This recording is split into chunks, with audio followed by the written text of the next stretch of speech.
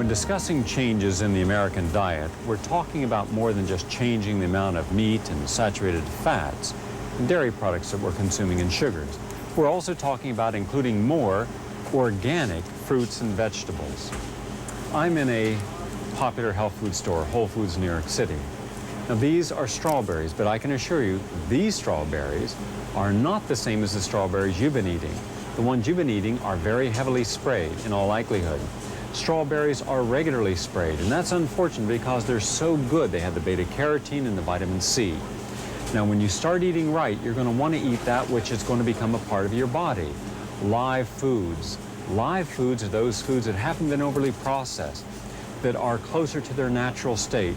At least 3 to 4 servings of fresh fruits a day. And I'm talking about a variety of fruits, not just the old apples and oranges. Mind you, those are good. I'm talking about plums and prunes and apricots and fresh figs. I mean, a fig is just absolutely delicious. Most people never even know what the inside of a fig looks like. Look at those juicy, beautiful orbs bursting with delightful flavor, rich in beta-carotene and vitamin C, and pineapple, and different plums, and kiwis, and mangoes. Now, when we realize there are almost 30 varieties of fruits available, and the average American only eats 2 to 3, then we've limited ourselves. So open up your diet. Go organic, the same way with vegetables. For instance, when was the last time you had any bok choy? Bok choy is in the Chinese cabbage family. Now, it looks something like a celery with wider leaves, but it tastes like lettuce, and they use it in salads, they stir fry it. It's very rich in minerals, and we need more of this. In fact, we need collard greens and broccoli. My 10 best vegetables are broccoli, Brussels sprouts, turnips, asparagus, cauliflower, carrots, garlic, and also you've got celery, right, terrific, and horseradish. By the way, horseradish is terrific for digestive problems. These are things the average American isn't eating enough of. So here's what I would suggest. First, go organic.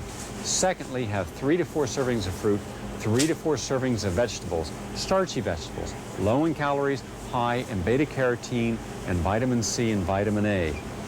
Then make sure that you have a predominance of this either raw or steamed, not overcooked, and try to rotate it. Have more and more of the vegetables each day. In other words, like if you're having broccoli on Monday, then have cabbage on Tuesday. By the way, cabbage is one of nature's most perfect foods. For those of you who have stomach problems, ulcer problems, cabbage. Cabbage juice is the ticket. And have cabbage at least twice a week, red cabbage and white cabbage. There was a time when you went into a restaurant, you generally ordered meat and potatoes with a little salad, and the salad was iceberg lettuce with a tasteless tomato and some type of very high-calorie salad dressing. Not anymore. Americans understand the importance of having variety, and now the salad bar is frequently one of the largest single things in any restaurant. We're at a salad bar. Now, this particular salad bar has over 60 different items, everything from those who like, millet and grain salads, and we have a grain salad here, with wild rice and lentils and split peas and exotic seasonings. We have a tabbouleh salad here with bulgur wheat. We have broccoli, of course, and sprout salads, seaweed salads. Now that's something that's just now starting to show up. Seaweeds are rich in calcium and protein. And of course, the always ubiquitous sprouts now, and not just alfalfa sprouts, but mung bean sprouts and lentil sprouts and mustard sprouts. So what we're seeing is we're seeing that people are asking for healthier food, and they're getting it. And if you take this simple lesson, have at least 2 to 3 servings of grain a day. This is a complete protein. You don't need meat if you're eating beans and grains. And this is what this is. And by the way, olives are very good for you also. Olives are rich in minerals and especially calcium. And this is why the Greeks and the French and the Italians have been so healthy for so long, because this is the way they eat. If you looked at their table at noon, this is the kind of spread that you would have. And we haven't had this except in the last 5 years. So once again, let's recapitulate. 3 to 4 servings of fruits, 3 to 4 servings of vegetables, 2 to 3 servings of grains, 2 to 3 servings of beans a day. That way you're getting your protein, your complex carbohydrate, your fiber, about 20 grams a day. You're getting about 50 to 60 grams of protein. That's more than enough. Meat all the time gives you too much protein, slows down digestion, creates, for a lot of people, toxemia in the intestine. So you want vitality, you want energy, you want to feel light. You want to overcome all that fatigue, and this kind of eating does that. Eat light, eat most 2 major meals and a very light meal. And dinner should be your small meal, little meal, like a big salad and a soup. That's enough. Or stir-fried vegetables and a grain. That's enough. Don't eat a big meal for dinner. It's still going to be in your stomach when you go to bed in all likelihood. Do you know that more people drink soy milk each day than drink cow's milk? Because most of the people in the world are allergic to dairy. They have gastrointestinal problems, gas and bloating and diarrhea and cramps. But you don't have to have any of these digestive problems now when you can have dairy-free, different cheeses and milk. And by the way, now you go into any store, like a health food store, all of these are milk replacers. They taste like milk. There's versatile milk. You can use them in any recipe of milk. Every single one of these are replacers for milk. What a great thing to have. And all of these are all different types of artificial cheeses. They're not artificial. They're just made with natural products like mozzarella and black jack and cheddar and all the soy cheeses. So you can use these just like you would make a grilled cheese sandwich, but you make it with soy. Tastes like cheese, but it isn't. And of course, you can get the tofu products. Now, if you like hamburgers, and a lot of people do, this is made from tofu, and tofu is made from soybeans. Now, you can make this, and it already comes now pre-made. So you can just heat it up, and it can taste like anything you want. If you like bacon, it can taste like bacon. If you like hamburger, it can taste like hamburger. If you like luncheon meat and bologna, it tastes like luncheon meat and bologna, but it doesn't have all those chemicals. It's not bad for you. So no longer do we have to say to our kids, well, sorry, you can't have hamburgers, hot dogs, you can't have bacon and eggs.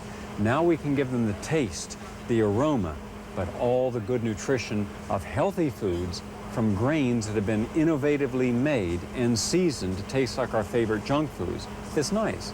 You can have it both ways now. You can have your junk food in flavor, but it's really healthy food in disguise. That's something happening in the 90s.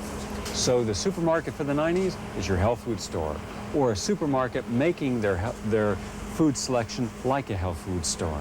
For a lot of us baby boomers, we grew up on either eggs or a cold cereal in the morning. Generally it was Wheaties or one of those, Cheerios, and that was fine. Well, today there are hundreds of varieties of cereal, and they're getting healthier, meaning they're getting rid of the sugar, the preservatives, the artificial chemicals, and they're making it more natural. Now, these are all natural cereals. There's nothing wrong with any of these cereals. But a lot of people want to go one step more. They want cereal that has minimal processing. They don't even want cereal that's been flaked. You see, once you flake a cereal like this, you do have nutrition in it, but it's been reduced. Remember, every step of processing of any food diminishes overall enzymes and nutritional value. So where this is one form of processing, this is more whole. And this is a little healthier. It has more nutrients. This is kind of the granolas we're seeing. And for a lot of people, that's very important. Children love this. But for the old-time people, mainly our grandmothers and parents, and a lot of us, this is the best of all, because this is the whole grain cereal. It has all of its endosperm and fiber, the proteins and minerals and vitamins locked in. Barley and corn grits and millet. And millet, by the way, this is the millet. Millet is one of the most popular grains in the world. It's an alkalizing grain, very quick cooking and very tasty. And the oats, now this is the way an oat looks when it's not processed. And then, of course, you got the wheat berries and bulgur wheat. You have all these different natural hot grains that you can add water, and you get all the full nourishment, good quality protein. So you have your choice. You can either have the flakes, which are okay, a lot of variety, I mean just dozens of varieties, or you can have the whole granolas without sugar, fruit sweetened, or sweetened with fruit juice, that's fine. Or the best still, you can have the whole grains. So whatever you choose, make sure that you have a good, hearty breakfast. It's been called the poor man's protein. Well, if you look at all the Spanish cultures, they eat rice and beans. They eat black-eyed peas. This is in the South. This is what slaves ate. This is what our ancestors ate. This is what people today eat if they're smart. Isn't it interesting? The smart people stayed healthy by eating close to nature. This has the fiber in it. It can store for a long period of time. It has no cholesterol, no saturated fat. It's loaded with vitamins and minerals, and it's good for you. And if you don't want gas from eating beans, simply soak the beans overnight and then cook them properly.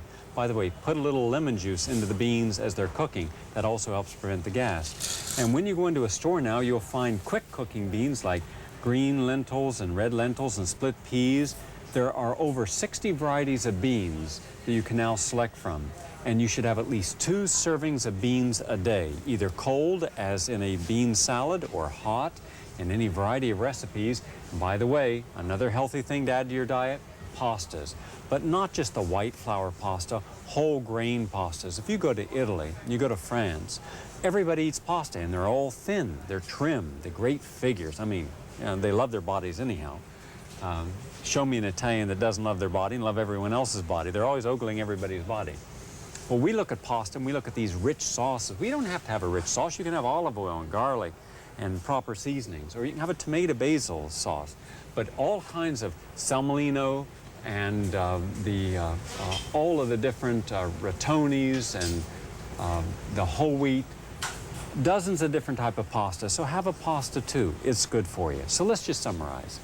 All right, let's put it all in a nutshell. First, get off meat, get off dairy, get off sugar, get off white flour products. Eat to enliven. Let's eat foods that are rich in enzymes, rich in vitamins and minerals, complex carbohydrates, high in fiber. Let's have foods that are more live foods. Let's have more juices 2 to 3 times a day, sprouts, bursting with energy and chlorophyll.